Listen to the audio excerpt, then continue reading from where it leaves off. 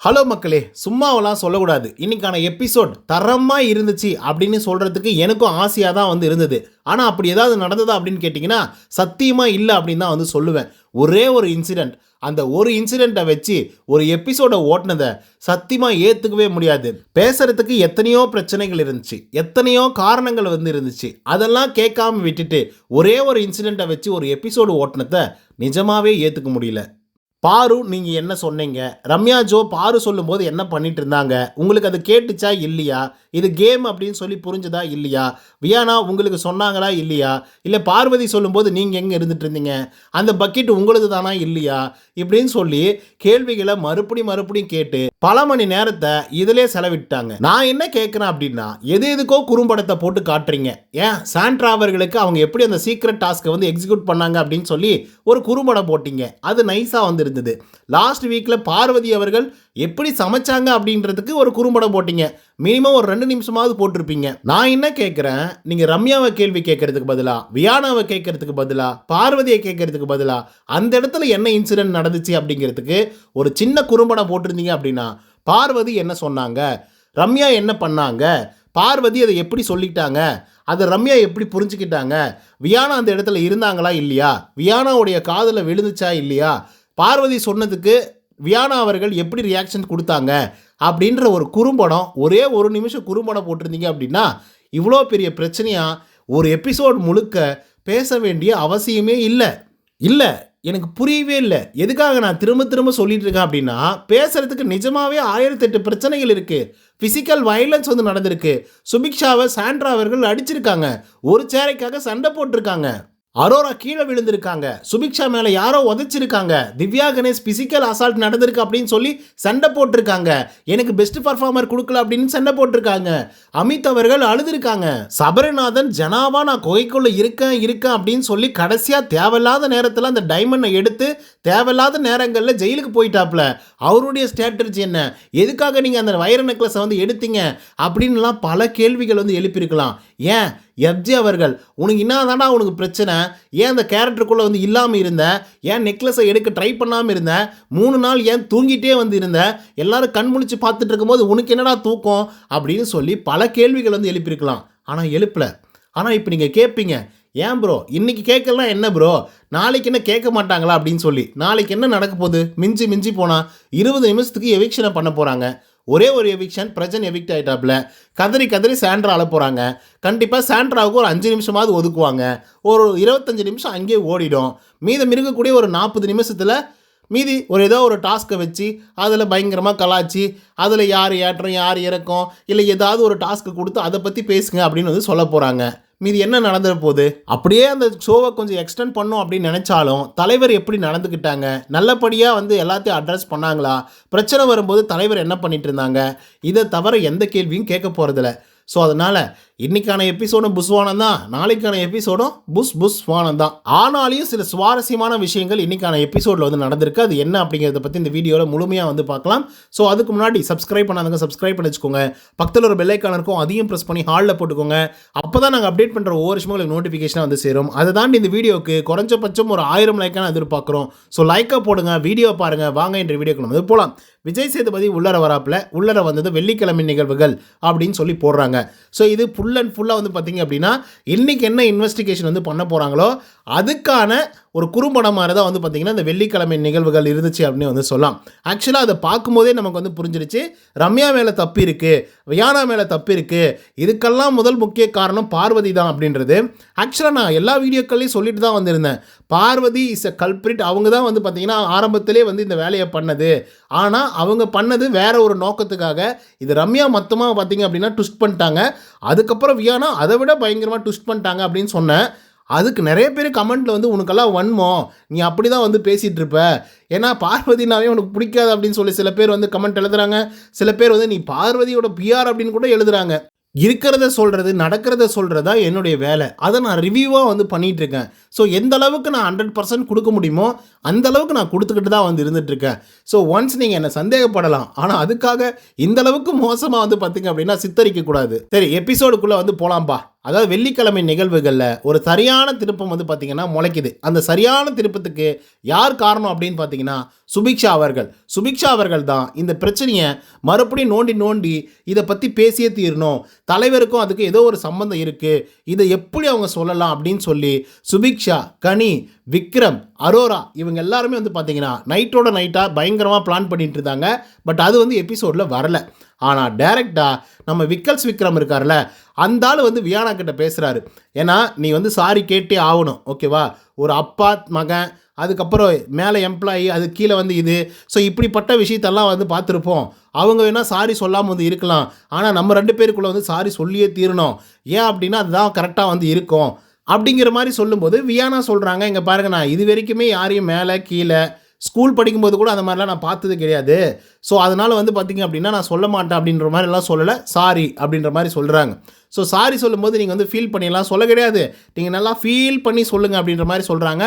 அதுக்கப்புறமும் சாரி சொல்கிறாங்க வியானா. பட் அதுக்கிடையில் வந்து பார்த்திங்கன்னா சரியான ட்விஸ்ட் வந்து வருது. என்ன ட்விஸ்ட் அப்படின்னு பார்த்தீங்கன்னா, பார்வதியால் தான் இந்த பிரச்சனையாக உருவாகுச்சு அப்படின்னு சொல்லி ரம்யா அவர்கள் வந்து பார்வதி மேலே பயங்கரமாக கோவப்படுறாங்க. அந்த இடத்துல வியானா இருக்காங்க, இன்னும் ஒரு சிலர் வந்து இருக்காங்க. அப்போ பார்வதி வந்து சொல்கிறாங்க ரம்யா கேட்டதுக்கு, இங்கே பாருமா, நம்ம ஒரு ப்ளே தான் பண்ண போகிறோம், அந்த ஒயிட் பக்கெட்டை வந்து எடுக்க சொல்லலாம். ஸோ அந்த ஆள் வந்து குத்துக்கல் மாதிரி உட்காந்துட்டு இருக்காப்புல. ஸோ அப்படி இருக்கும்போது நம்மளால் எதுவுமே பண்ண முடியல, ஃபஸ்ட்டு அவர் அங்கேருந்து இல வைக்கலாம் அப்படின்னு சொல்லி நான் சொன்னேன்.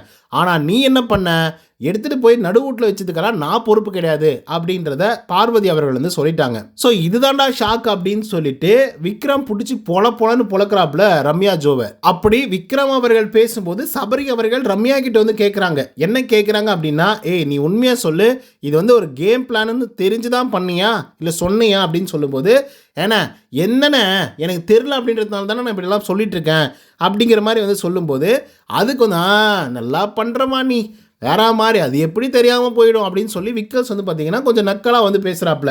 அப்போ ரம்யா ஜோ வந்து சொல்கிறாங்க, அப்படி நீங்கள் சொல்லுவீங்களாண்ணா, என்னை பார்த்தா எப்படி தெரியுது உங்களுக்கு, நான் அப்படிப்பட்ட ஒரு ஆளா, கேமுக்காக இந்த மாதிரிலாம் நான் பண்ணிகிட்ருப்பேனா, இந்த மாதிரி பண்ணுறவெல்லாம் பண்ணாதீங்க, அப்படி நீங்கள் சொல்லணும்னு நினச்சிங்க அப்படின்னா, உண்மையாகவே நீங்கள் ப்ரூவ் பண்ணணும் அப்படின்னு நினச்சிங்கன்னா ப்ரூவ் பண்ணுங்கள், அப்புறம் பார்த்துக்கலாம், நாளைக்கு பிளான் பண்ணிக்கலாம் அப்படிங்கிற மாதிரி ரம்யா ஜோ அங்கேருந்து கிளம்பி போயிடுறாங்க.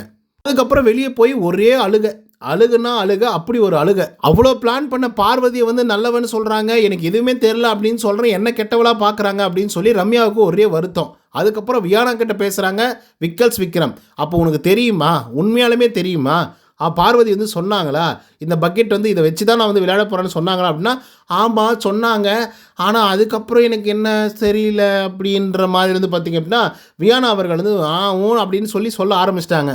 ஸோ அப்பயே வந்து புரிஞ்சு போச்சு விக்கல்ஸ்க்கு, ஓகே நல்லா பண்ணிக்கிறீங்கம்மா, சம்பவம் நல்லா பண்ணிக்கிறீங்க, அந்த பொண்ணு என்னமோ பிளான் போட்டிருக்கு, ஆனால் அதை வச்சு நீங்கள் 2 பேரும் ஒரு கேம் ப்ளே பண்ணணும்னு நினச்சிங்க பார்த்தீங்களா, வேற லெவல் அப்படின்ற மாதிரி விக்ரம் அவர்கள் வந்து பார்த்திங்கன்னா சொல்லிட்டாங்க.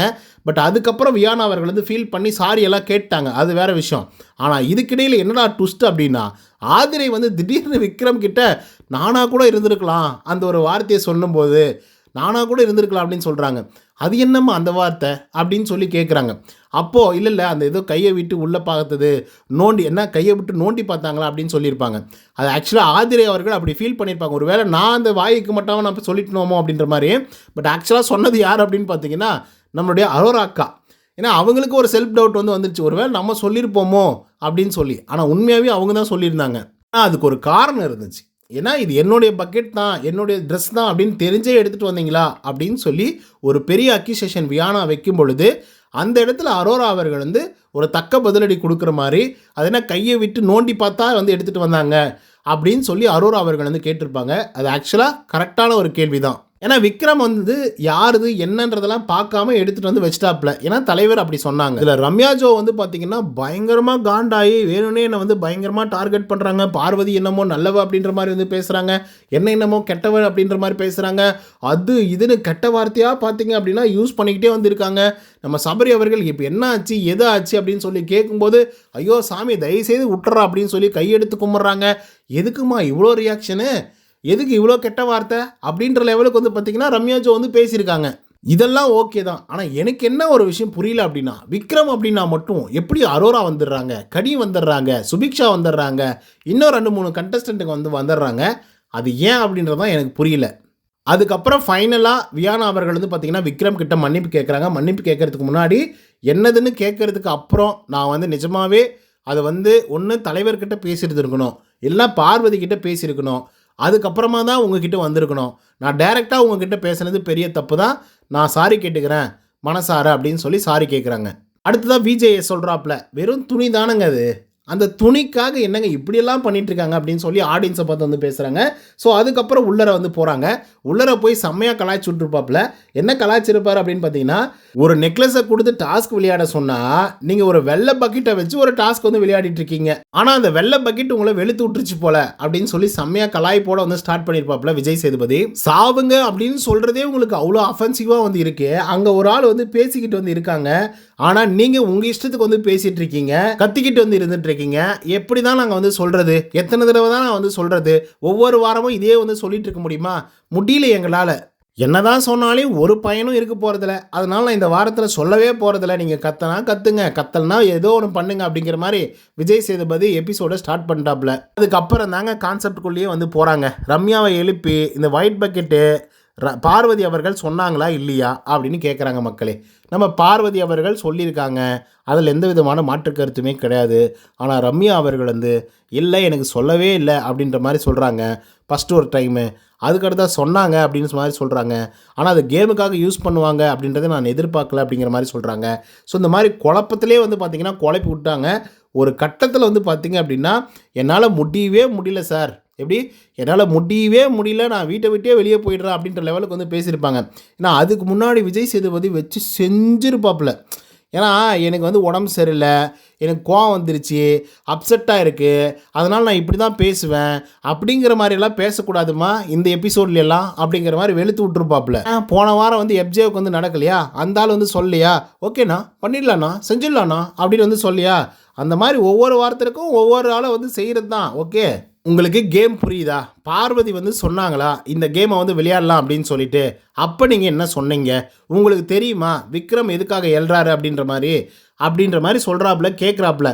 அதுக்கு வந்து ரம்யாஜோ வந்து சொல்கிறாங்க, இல்லை சார் எனக்கு தெரியவே தெரியாது சார் அப்படிங்கிற மாதிரி வந்து சொல்கிறாங்க. ஒரு மாதிரி அப்செட் ஆகிடுறாங்க. அப்செட் ஆகிட்டு, சார் என்னால் முடியல சார், நான் வந்து வீட்டுக்கே கிளம்பிடுறேன், எனக்கு வேணவே வேணாம் சார் அப்படின்னு சொன்ன உடனே விஜேஎஸ் வந்து அப்படியாம்மா நீ கிளம்பி போம்மா, பர்மிஷன் கிராண்டட், கதை ஓப்பன் பண்ண சொல்கிறேன், ஒரு சிறிய இடைவெளிக்கு அப்புறம் போயிட்டு வரேன், நீ அதுக்குள்ளே பேக்கப்லாம் பண்ணி வச்சுட்டு கிளம்பிட்டு போயிட்டே இரு, ஒரு பிரச்சனையும் இல்லை அப்படின்ற லெவலுக்கு வந்து பார்த்திங்க அப்படின்னா விஜய் சேதுபதி தெரிக்க விட்டுருப்பாப்புல. அதுக்கப்புறம் ரம்யாஜோ வந்து பார்த்திங்கன்னா போய் அழுக ஆரம்பிச்சிடுறாங்க. என்ன பண்ணுறதுன்னு தெரியல. உள்ளே இருக்கக்கூடிய ஹவுஸ்மேட்ஸ் எல்லாம் வந்து பார்த்திங்கன்னா ரம்யாஜோவை ஒரு மாதிரி வந்து பேசுகிறாங்க, எவ்வளோ பெரிய தளம் இது, என்னடா இப்படிலாம் பண்ணிகிட்ருக்கா அப்படின்னு சொல்லி கமருதீன் வந்து வினோத்கிட்ட வந்து சொல்கிறாங்க, ஏன்னா இப்படியெல்லாம் பேசுவாங்களா, எப்படி பேசுகிறா பாடுறா அப்படின்னு சொல்லி கமருதீன் சொல்கிறாப்புல.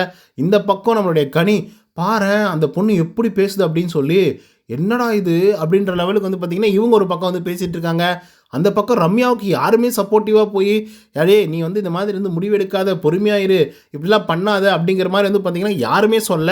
ஆனால் 2 ஜீவன் போனாங்கப்பா. ஒன்று சாண்ட்ரா, இன்னொன்று வந்து பார்த்திங்கன்னா பிரஜன். ஸோ 2 பேரும் போய் அட்வைஸ் பண்ணாங்க. அதுக்கப்புறம் திவ்யா வந்தாங்க, அவங்களும் அட்வைஸ் பண்ணாங்க, இது பெரிய தளம், அவ்வளோ சீக்கிரம் நீ வேஸ்ட் பண்ணாத, ஏன் சாண்ட்ராக்கா ஒரு வாரம் வந்து போட்டு புழக்கலையா, என்ன வந்து ஒரு வாரம் வந்து வச்சு செய்யலையா. ஸோ இந்த மாதிரி எல்லாருக்கும் நடக்கிறது தான். அவர் ஒன்றும் உங்களை வந்து அக்யூஸ் பண்ண கிடையாது, உனக்கு தெரியுமா தெரியாதா அப்படிங்கிறத பற்றி தான் கேட்குறாரு. ஸோ நீ பதில் சொல்லு, அது மட்டுமே போதும் அப்படின்ற மாதிரி வந்து பார்த்திங்கன்னா திவ்யா கணேஷ் சொல்கிறாங்க. சாண்ட்ரா அவர்கள் சொல்கிறாங்க, இல்லைக்கா நான் போகிறேன் அப்படிங்கிற மாதிரி சொல்கிறாங்க. ஸோ அதுக்கப்புறம் கொஞ்சம் நேரம் கழித்து ரியலைஸ் பண்ணிவிட்டு என்னால் முடியல அப்படின்னு சொல்லி பாத்ரூமெல்லாம் போய் பயங்கரமாக அழுதுட்டு வந்து மறுபடியும் வந்து பார்த்திங்கன்னா பாத்ரூமுடைய கேமராவிலே வந்து பார்த்திங்கன்னா சொல்கிறாங்க, பிக் பாஸ் நான் பண்ணது பெரிய தப்பு தான், அது என்னுடைய தப்பு தான், நான் என்ன ஒத்துக்கிறேன், நான் மறுபடியும் இந்த ஆட்டத்தை வந்து கண்டினியூ பண்ணணும்னு நினைக்கிறேன், ப்ளீஸ் பிக் பாஸ் என்னை மன்னிச்சிருங்க அப்படிங்கிற மாதிரி ரம்யாஜோ வந்து சொல்கிறாங்க. ஸோ அதுக்கப்புறம் வந்து பார்த்திங்கன்னா மறுபடியும் விஜய் சேதுபதி வந்து வராரு. ஆனால் எனக்கு என்னென்னா என்ன ஒரு தெனாவட்டு பாருங்களேன், பிக் பாஸ்னால் மதிக்கிறது கிடையாது, விஜய் சேதுபதினா மதிக்கிறது கிடையாது. இதுக்கு தான் கமல் சார் வேணுங்கிறது. கமல் சார் வந்து பெரிய ஆள், ஏஜ்லேயும் வந்து பார்த்திங்கன்னா பெரிய ஆள். இவங்க விஜய் சேதுபதி எப்படி பார்க்குறாங்கன்னா ஒரு அண்ணா தம்பி அந்த முறையில் வந்து பார்த்திங்க அப்படின்னா எல்லாருமே பார்க்க ஆரம்பிக்கிறாங்க. ஸோ அதனால் வந்து அவர் என்ன சொல்கிறாரு, என்ன சொல்ல வராரு, எப்படி இதை வந்து புரிஞ்சிக்கணும், அதை எப்படி வந்து அனலைஸ் பண்ணணும், அது எப்படி வந்து மனசுக்குள்ளே போட்டு ஓட்டணும் அப்படின்றது எதுவுமே வந்து பார்த்திங்கன்னா இவங்களுக்கு கான்சியஸாகவே வரமாட்டேங்குது. ரியலாக எல்லாருமே அப்படி தான் ப்ரோ இருக்காங்க, எல்லாருமே லிட்டரலாக அப்படி தான் வந்துருக்காங்க. பைத்தியக்கார ஆஸ்பத்திரியிலேருந்து கூட்டு வந்த மாதிரி வந்துருக்காங்க. ரியலாக நோ ஒன் ஒருத்தனை கூட இவன் பர்ஃபெக்ட் அப்படின்னு வந்து நம்மளால் சொல்லிடவே முடியாது. நீங்கள் மிஞ்சி மிஞ்சி போனால் ஒருத்தர் 2 பேர் சொல்லலாம். அதில் வந்து பார்த்தீங்கன்னா விக்ரமை சொல்லுவீங்க, அமித்தை சொல்லுவீங்க. அமித்துக்கும் ஃப்ளாஸ் இருக்குது. அவரும் வந்து பார்த்தீங்கன்னா வார்த்தைகளை விடுறாரு. அவரும் மோசமான சில வார்த்தைகளை பயன்படுத்துகிறாரு. மோசமான முறையில் ஆட்களை நடத்துகிறாரு. உண்மைதான். லாஸ்ட் வீக்கில் சண்டேவில் வந்து ஒரு வார்த்தை சொல்லியிருப்பார், ஞாபகம் இருக்குங்களா அமித் அவர்களை? அது என்னங்க உங்களுக்கு வந்தால் ரத்தம், மற்றவங்களுக்கு வந்தால் என்ன தக்காளி சட்னியா? அது என்ன நார்மலாக வந்து கடந்து போகிறீங்க, 3 நாள் பிரச்சனை தானே அப்படின்னு சொல்லி, அது எப்படி நீங்கள் வந்து சொல்லலாம் அப்படின்னு சொல்கிறாருல்ல. ஸோ இந்த மாதிரி அமித்துக்கும் ஃப்ளாஸ் இருக்குது. விக்ரமுக்கும் அதே பிரச்சனை வந்து இருக்குது. விக்ரம் நிறைய இடங்களில் வந்து தப்பு பண்ணுறாப்புல, அதனால் அது நாசுக்காக பண்ணிவிடுவாப்புல. அது யாரும் பெருசாக கண்டுக்க மாட்டாங்க. ஆனால் எங்களை மாதிரி ரிவ்யூவர்ஸ் எல்லாம் விட மாட்டோம். நாங்கள்லாம் புட்டு வைப்போம். ஆனாலும் கீழே வந்து பார்த்திங்க அப்படின்னா கமெண்ட்ஸ் வந்து, ஏய் என்னடா நீ விக்ரமை எதிர்த்து பேசுகிற, நீ அவங்களுடைய பிஆரா இல்லை இவங்களுடைய பிஆரா அப்படின்னு சொல்லி எழுத ஆரம்பிச்சிருவீங்க. சரி, இப்போது ரம்யா சொன்னது, பார்வதி சொன்னது, வியானா சொன்னதெல்லாம் விட்டுடலாம். அதெல்லாம் நீங்கள் பார்த்துருப்பீங்க. ஆனால் இன்சிடெண்ட் என்ன அப்படிங்கிறத நான் சொல்கிறேன். பார்வதி இருக்காங்கல்ல, அவங்க ஃபஸ்ட்டே பிளான் பண்ணுறாங்க. என்ன பிளான் அப்படின்னா, விக்ரம் அவர்கள் அந்த சேரில் வந்து உட்காந்துட்டு இருக்காப்புல. அந்த ஆள் எப்பயுமே பிடிச்சி வச்ச புள்ளியார் மாதிரி அங்கேயே உட்காந்துட்டு இருக்காரு. ஸோ அந்த ஆளை வந்து நம்ம எழுப்பணும் அப்படின்னா மேபி ஆட்டம் வந்து சேஞ்ச் ஆகிறதுக்கான வாய்ப்புகள் வந்து இருக்குது. மேபி நம்ம ட்ரை பண்ணலாம் அப்படின்ற மாதிரி பார்வதி அவர்கள் வந்து சொல்கிறாங்க. ஸோ அது பர்சனலாக இருக்கலாம், இல்லை கேமாக கூட இருக்கலாம். கேம் தான் அது ஆக்சுவலாக. ஆனால் பர்சனலாக சில விஷயத்தை வந்து பார்த்திங்கன்னா எடுத்துக்கிட்டால் அதை வந்து கேமாக கன்வெர்ட் பண்ணுவாங்க பார்வதி. அதுதான் உண்மை. ஸோ இதை வந்து ரம்யா ஜோவும் வந்து கேட்குறாங்க, வியானா அவர்களும் வந்து கேட்டிருக்காங்க. ஓகே, ஸோ ரம்யா ஜோவும் வந்து பார்த்திங்கன்னா தலையாட்டியிருக்காங்க, வியானா அவர்களும் தலையாட்டியிருக்காங்க. ஸோ அந்த இடத்துல உள்ளர ஒரு பக்கெட் இருக்குது. அந்த பக்கெட்டை வச்சு தான் நம்ம கேம் ப்ளே பண்ண போகிறோம். அந்த பக்கெட்டை எடுக்க சொல்லி தான் நம்ம விக்ரம் கிட்ட சொல்ல போகிறோம் அப்படின்னு சொல்லும்போது வியானா அவர்கள் சொல்கிறாங்க, அது என்னுடைய பக்கெட் அப்படின்னு சொல்லி. ஸோ பரவாயில்ல, அது யாருதுன்னு கூட இருக்கட்டும், பரவாயில்ல, அதை வந்து நம்ம எடுக்க வைக்கலாம். ஸோ முதல்ல விக்ரமாக அங்கேருந்து எழுப்பணும், அதுக்கப்புறம் அடுத்த கட்டம் நகர்வுக்கு வந்து நம்ம போவோம் அப்படிங்கிற மாதிரி வந்து பார்த்திங்கன்னா பார்வதி அவர்கள் வந்து சொல்லியிருப்பாங்க.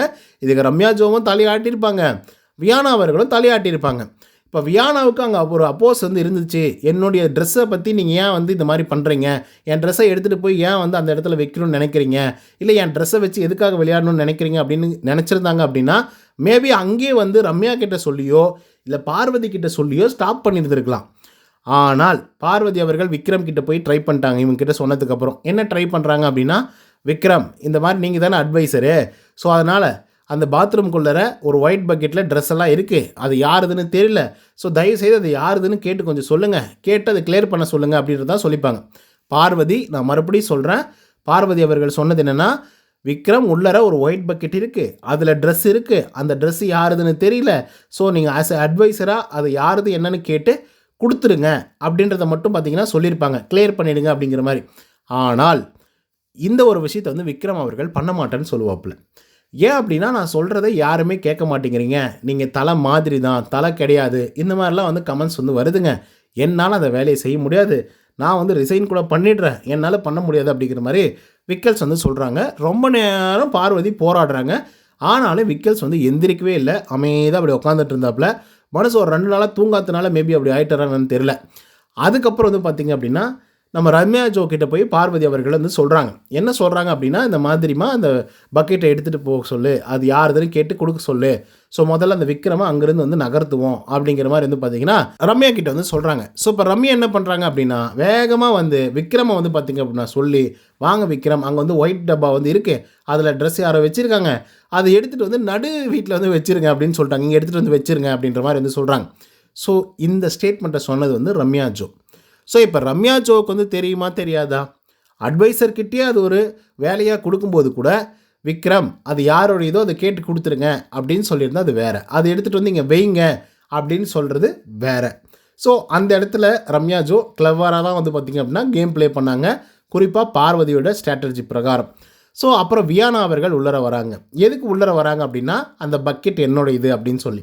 அப்போ பக்கெட்டு உங்களோட இது தான் அப்படின்னு சொல்லி பார்வதி சொல்லும்போது உங்களுக்கு தெரியல, பார்வதி கிட்டே நீங்களே தானே சொன்னீங்க அது என்னுடைய பக்கெட் அப்படின்னு சொல்லி. ஆனால் அவங்க உள்ளர வந்து பயங்கரமாக ட்விஸ்ட் பண்ணுறாங்க. விக்ரம் மேலே ஆல்ரெடி பயங்கர வெஞ்சன்ஸில் வந்து இருந்தாங்க, அந்த வெஞ்சன்ஸை இதில் தீர்த்துக்கணும் அப்படின்னு நினச்சாங்க. குறிப்பாக இது என்னோட இது தான் தெரிஞ்சே நீங்கள் எடுத்துகிட்டு வந்து வச்சிங்களா அப்படின்னு சொல்லி விக்ரம் கிட்ட கேட்டிருப்பாங்க. விக்ரம் வந்து ஜோன் அவுட் ஆகிடுவாப்பில். சொல்லப்போனால் எந்த வார்த்தைகளுமே பெருசாக பேசியிருக்க மாட்டாங்க.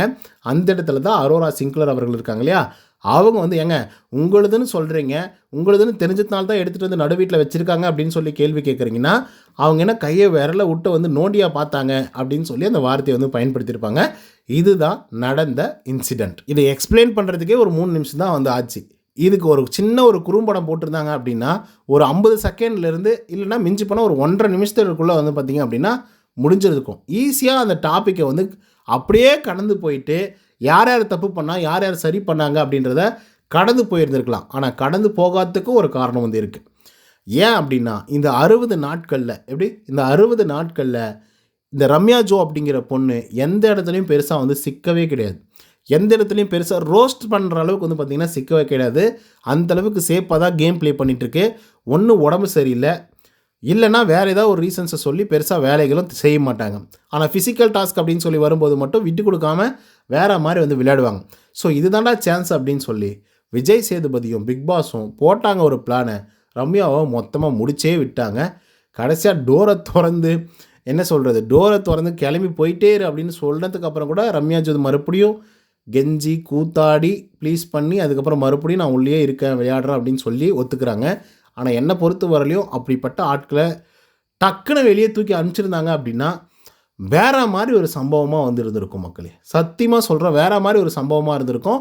ஒன்றும் இல்லை, ஒரு 10 நிமிஷம் நீங்கள் வெளியே வச்சு கூப்பிட்டு வந்திருந்தீங்க அப்படின்னா கூட அந்த எமோஷன்ஸ் வந்து வேறு மாதிரி இருந்திருக்கும். அந்த பிக் பாஸோடைய அருமை என்னன்னு தெரிஞ்சிருக்கும். அருமை தெரியாத பன்னி கூட்டங்கள்லாம் கூப்பிட்டு வந்து நீங்கள் வீட்டுக்குள்ளே வச்சுக்கிட்டு ஒரு ஷோவை பண்ணணும் அப்படின்னு நினச்சிங்கன்னா இப்படி தான் கேவலமாக போகும். எங்களுக்கு என்னென்னா, எவ்வளவோ பேர் வந்து பிக் பாஸ் வீட்டுக்கு வரணும் அப்படின்னு சொல்லி ஆர்வத்தோட, நம்பிக்கையோட, கரியரை வந்து டெவலப் பண்ணிடலாம் அப்படின்ற ஒரு நம்பிக்கையோட எத்தனையோ பேர் வந்து பார்த்திங்கன்னா அதுக்கு அப்ளை பண்ணுறாங்க. என்ன, நான் கூட அப்ளை பண்ணியிருந்தேன். ஆனாலும் அதெல்லாம் கிடைக்காது. அது ஒரு சிலருக்கு மட்டும்தான் கிடைக்கும். அத்தனை 1000 பேர் 2000 பேர் அப்ளை பண்ணுற இடத்துல வெறும் 20 பேருக்கு தான் வாய்ப்பே கொடுக்கப்படும் அப்படின்னா எவ்வளோ ஒரு முக்கியமான ஒரு விஷயமாக உங்களை பார்க்கப்படுதில்ல. ஸோ அப்படி இருக்கும்போது அது எவ்வளோ பெரிய சான்ஸ் அப்படின்றத உணர்ந்து உங்களுக்கு சாப்பாடு கொடுத்து, ட்ரெஸ்ஸு கொடுத்து, கேரக்டர் கொடுத்து, என்ன அதுக்கப்புறம் சம்பளமும் கொடுத்து, உங்களை 100 நாள் வரைக்கும் உட்காரவும் வச்சு அதுக்கு ஒரு ப்ரைஸ் மணியும் கொடுக்குறாங்க அப்படின்னா சும்மா கொடுப்பாங்களா? அதுக்கான கொஞ்சமாவது ஒரு எஃபர்ட் போடணும்ல. நீங்கள் எஃபர்ட் போடலைன்னா கூட பரவாயில்ல, ஆனால் அந்த பிக் பாஸை வந்து அவமதிக்காமல் இருந்தாலே போதுமானதாக வந்து இருந்திருக்கும். ஸோ அந்த கன்க்ளூஷனுக்கு வந்து வந்துடலாம். இப்போ அந்த ஸ்டோரி வந்து புரிஞ்சிடுச்சு. ஸோ அதனால் வந்து பார்த்திங்கன்னா ரம்யா ஜோ வந்து வருந்துறாங்க. அது என்னுடைய மிஸ்டேக் தான், நான் ஏதோ ஒரு இடத்துல தப்பு பண்ணிட்டேன் அப்படின்றத வருந்துறாங்க. அதுக்கப்புறம் விஜய் சேதுபதி கேரி பார்வர்டே பண்ண முடியல கேள்விகளை. ஏன்னா அவங்க அழுதுட்டாங்க. அழுதவங்களை மறுபடியும் கேள்வி கேட்டால் காண்டாகுது அப்படின்னு சொல்லிட்டு விட்டாப்புல. அதுக்கப்புறம் வியானாவுக்கு வந்து பார்த்திங்க அப்படின்னா ஒரு தரமான செருப்படி வந்து கொடுக்குறாப்புல. ஏம்மா வியானா, இப்போ இந்த ஸ்டோரி வந்து உனக்கு புரிஞ்சாமா? இப்போ நீ சொல்லுமா, நீ யாரை கேட்டிருந்துருக்கணும் அப்படின்னு கேட்குறாப்புல. ஒன்று நீ தலையை கேட்டிருந்துருக்கணும், இல்லைனா பார்வதியை கேட்டிருக்கணும், அதுக்கப்புறம் தான் நீ விக்ரம் வந்து கேட்டிருக்கணும். ஆனால் நீ நேராக வந்து விக்ரம் கிட்டே போய் கேட்டது பெரிய தப்பு அப்படின்றத உணர வச்சிட்டாப்புல. அதுக்கப்புறம் வியானா அழுக ஆரம்பிச்சிட்டாரு. அந்த மனுஷன் அதான்டா ஷாக் அப்படின்னு சொல்லி ஒரு சின்ன கமர்ஷியல் பிரேக் அப்படின்னு சொல்கிறதுக்கு பதிலாக கண்ணீருடன் ஒரு சின்ன கமர்ஷியல் பிரேக் அப்படின்னு சொல்லிட்டு கிளம்பி போயிட்டே வந்துருந்துட்டாப்புல. அடுத்ததான் நீங்கள் ஒவ்வொரு நாளும் ஒவ்வொரு ட்ரெஸ் எல்லாம் போடுவீங்கள்ல, என்ன நினச்சிக்கிட்டு வந்து போடுவீங்க அப்படின்னு சொல்லி கேட்கும்போது எல்லாரும் ஒவ்வொரு ரீசன்ஸ் வந்து சொல்கிறாங்க. நம்ம பார்வதி வந்து ஒரு 80s இருந்த ஹீரோயின் மாதிரி வந்து இருக்கணும் அப்படின்னு நினச்சி நான் போட்டேன் அப்படின்ற மாதிரி சொல்கிறாங்க. இன்னொரு பக்கம் நம்மளுடைய சபரநாதன் நம்ம ப்ரெசென்டபுளாக இருக்கணும் அப்படின்றதுக்காக போட்டேன்றாரு. எஃப்ஜே அவர்கள் அவர் வந்து பார்த்திங்கன்னா கொஞ்சம் ஃபேஷனாக ப்ரெசென்டபுளாக இருக்கணும் அப்படின்ற மாதிரி சொல்கிறாப்புல. இதில் கனியக்கா சொன்னாங்க பாருங்கள், கட்டினா இப்படிப்பட்ட ஒரு பொண்ணை தான் கட்டணும் அப்படின்னாங்க பாருங்கள். வேற மாதிரி அக்கா, வேற மாதிரிக்கா, நீ என்னக்கா இந்த வயசுலேயும் உனக்கு இந்த ஆசையாக்கா அப்படின்ற லெவலுக்கு வந்து இருக்குது. சாண்ட்ரா அவர்களை வந்து கேட்குறாங்க, பிரேமம் படத்தில் வந்து பின்னாடி வந்து ஒரு பெண் வரும்ல, அந்த மாதிரி வந்து இருந்த மாதிரி இருந்துச்சு. ஏன்னா வினோத் அவர்கள் வந்து இந்த ட்ரெஸ்ஸை பார்த்து அப்படி சொன்னாங்க, நீங்கள் ஹீரோயின் மாதிரி வந்து இருக்கீங்க அப்படின்னு சொல்லிட்டு அதுக்காக அப்படி ஃபீல் பண்ணுன்றாங்க. அதுக்கடுத்தா நம்மளுடைய திவ்யா கணேஷ் வந்து என்ன சொல்கிறாங்கன்னா, ஒரு ஹிந்தி சீரியலில் வரக்கூடிய ஒரு ஆக்ட்ரஸ் மாதிரி இருக்கணும் அப்படின்ற மாதிரி நான் நினச்சேன் அப்படின்ற மாதிரி சொல்கிறாங்க. ஸோ இந்த மாதிரி ஒவ்வொருத்தருக்கும் ஒவ்வொரு ரீசன் சொன்னாங்க. இதில் இன்னொரு கமருதீன் அவர்கள் ஒரு ரீசன் சொல்லியிருப்பாப்புல, அது தெரிக்க விட்டுருக்கோம். ஆக்சுவலாக நம்ம எப்பயுமே கல்யாணத்துக்கு போகிற மாதிரி தான் சார் ரெடி ஆகுவோம் அப்படிங்கிற மாதிரி சொல்லுவாங்க. ஆமாம், எப்போ பார்த்தாலே உங்களுக்கு கல்யாணம் தானே சார், ஆனால் அந்த கல்யாணத்தில் மாப்பிள்ளையே நீங்கள் தானே சார் அப்படின்ற மாதிரி சொல்லியிருப்பாங்க. அந்த நேரத்தில் வந்து பார்த்திங்கன்னா நம்ம பார்வதி அவர்களுக்கும் இந்த பக்கம் வந்து அரோரா அவர்களுக்கும் ஃபோக்கஸ் வந்து வச்சுருப்பாங்க. அதுக்கு பயங்கரமான கைத்தட்டல், வெறித்தனமான ஒரு கைத்தட்டல். ஸோ அதுக்கப்புறம் வந்து பார்த்திங்கன்னா விஆர் உங்களுடைய கேரக்டர்லேயே நீங்கள் சொல்லுங்கள் அப்படின்னு சொல்லி நம்ம விஆர் அவர்களை பேச வைக்கும்போது சரியான கைத்தட்டல், பயங்கரமான ஒரு கைத்தட்டல். ஸோ அது வந்து சூப்பராக வந்து இருந்தது. பட் அதெல்லாம் தாண்டி கேரக்டர்லாம் நீங்கள் எதுக்காக இப்படி பண்ணீங்க, எதுக்காக ட்ரெஸ் போடுறீங்க அப்படின்லாம் கேட்டதுக்கப்புறம் பிடிச்சி ஒவ்வொருத்தரையும் பிடிச்சி பொழக்கிறாப்புல. ஆனால் ரொம்ப ஹார்ஷாவெல்லாம் இல்லை, கொஞ்சம் பொலைட்டாக வந்து பொழக்கிறாப்புல. மேபி விஜய் சேதுபதி மேலே நிறைய விமர்சனங்கள் வந்து வந்திருக்கலாம். அவர் ரொம்ப ஹார்ஷாக வந்து பிஹேவ் பண்ணுறாரு, இப்படியெல்லாம் வந்து கண்டஸ்டண்ட்டுங்கிட்ட பேசவே கூடாது அப்படிங்கிற மாதிரி விமர்சனங்கள் நிறைய வர்றதுனால மேபி அவர் குறைச்சிருக்கலாம் அப்படிங்கிற மாதிரி தான் தோணுது. ஏன்னா எஃப்ஜே அவர்கள்லாம் வந்து சொல்கிறாப்புல, நான் எஃபர்ட் எல்லாம் போட்டேன்னா, அவர் ஒரு இன்ட்ரோவர்ட்டாக ஒரு கேரக்டர் வந்து பண்ணணும்னு நினச்சேன் அப்படின்ற மாதிரி. ஏங்க நீங்கள் இன்ட்ரோவர்ட்டாக கூட வந்து இருங்க, ஆனாலும் இந்த கேமுக்காக நீங்கள் என்ன பண்ணுறீங்க அப்படிங்கிறது ரொம்ப முக்கியம் இல்லையாங்க அப்படின்னு சொல்லி போட்டு உடைக்கிறாப்புல. எஃபர்ட்டே போடல அப்படின்ற மாதிரி சொல்கிறாப்புல. அதுக்கப்புறம் கிருமி ஆகிய சுபி அவர்களை போட்டு புழக்கிறாப்புல. கிருமி அப்படின்னு நீங்கள் வந்து ஒரு வேடம் எடுத்தீங்களே, எத்தனை நேரம் எப்படி எத்தனை தடவை நீங்கள் வந்து மிஞ்சி மிஞ்சி போயிருந்தா அந்த கிருமியோட வேஷத்துலேருந்து இருந்திருப்பீங்க, அவங்களுடைய கேரக்டர்லேருந்து இருந்திருப்பீங்க சொல்லுங்கள் அப்படின்னு சொல்லும்போது அமைதியாகவே இருக்காங்க சுபிக்ஷா. ஸோ உங்களுக்கே விட தெரிலல, உக்காருங்க, அப்படி தான் வந்து இருந்தீங்க அப்படின்ற மாதிரி சொல்கிறாங்க. அதுக்கடுத்து வந்து பார்த்திங்க அப்படின்னா சபரி அவர்கள், அதாவது எங்கேயோ போகிற ஓனானை எடுத்து வேட்டிக்குள்ளே விட்டாங்களாம், அந்த மாதிரி இது பார்த்திங்கன்னா சபரி. ஆனால் நான் வந்து ஒரு கொகையெல்லாம் அமைச்சு ஜனா மாதிரிலாம் வந்து பண்ணிகிட்டு இருந்தேன்னா சிவகாமிக்காக அந்த நெக்லஸை திருடி கொண்டு போய் கொடுக்கணும் அப்படின்றது தானே என்னுடைய ஆசையே அப்படிங்கிற மாதிரி சொல்லுவாப்புல. ஏங்க நீங்கள் வந்து பண்ணது எங்களுக்கே பிடிக்கலிங்க, எங்கேங்க சிவகாமிக்கு வந்து பிடிக்கிறது, அப்படி என்ன தாங்க நீங்கள் எஃபர்ட் போட்டிங்க, ஒன்றுமே பெருசாக பண்ணல, பார்க்குற அளவுக்கு இல்லை, பார்க்கவே முடியல அப்படின்ற லெவலுக்கு வந்து பார்த்திங்கன்னா விஜய் சேதுபதி வந்து சொல்லியிருந்தாப்புல.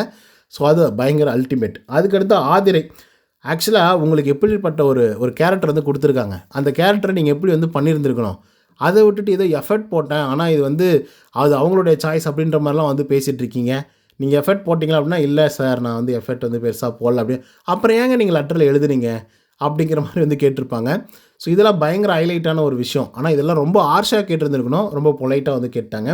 அதுக்கடுத்து அமித் அவர்களுக்கு ஏதோ சில கமெண்ட்ஸ் எல்லாம் வந்து சொன்னாங்க. அதுவும் அவருக்கு வந்து நெகட்டிவாக தான் வந்து போயிருந்தது. ஏன்னா எனக்கு டைம் இல்லை அப்படிங்கிற மாதிரி வந்து எழுதியிருப்பாப்புல இங்கிலீஷில். அது என்ன டைம் இல்லை அப்படின்னு வந்து சொல்கிறது, அதெல்லாம் அதான் ஒரு நாள் நீங்கள் வந்து அப்படி பண்ணலைன்னா கூட பரவாயில்ல, அடுத்தடுத்த நாட்களும் நீங்கள் அப்படி பண்ணல அப்படின்னா எப்படி? இதே கேரக்டரை மற்றவங்களுக்கு கொடுத்துருந்தா அவங்க கிளின்னு வந்து கிழிச்சிருப்பாங்க, சூப்பராக பண்ணியிருந்திருப்பாங்க. ஸோ உங்களுக்கு கொடுக்கப்பட்ட கேரக்டரை ஏன் நீங்கள் ஒழுங்காக பண்ணல அப்படின்னு சொல்லி கேட்டிருப்பாப்புல விஜய் சேதுபதி. ஸோ அதனை தொடர்ந்து எபிசோடை க்ளோஸ் பண்ணி விட்டாங்க. எப்படா முடியும் இந்த எபிசோடு அப்படின்னு கேட்குற அளவுக்கு வந்து பார்த்திங்கன்னா நிஜமாகவே வந்து இருந்தது மக்களே. உங்களுக்கு கூட வந்து நான் பேசுகிறது உங்களுக்கு செம்ம போர் அடிக்கும்னு நினைக்கிறேன். ஏன்னா அந்தளவுக்கு மோசமாக வந்துருந்தது எபிசோடும். நாளைக்கு பார்ப்போம் என்ன மாதிரியான கேள்விகள் வந்து எழுப்புவார் அப்படின்னு சொல்லி. இல்லை வெறும் டாஸ்க்கு அதுக்கப்புறம் எவிக்ஷன் இதை மட்டுமே பண்ணிவிட்டு முடிச்சு விட்டு போயிடுவாப்பில்லையா அப்படின்றத நம்ம பொறுத்திருந்தால் பார்க்கணும். ஓகே மக்களே, இன்னொரு தகவல் சந்திங்கன்னா until then bye from Uday. நன்றி, வணக்கம்.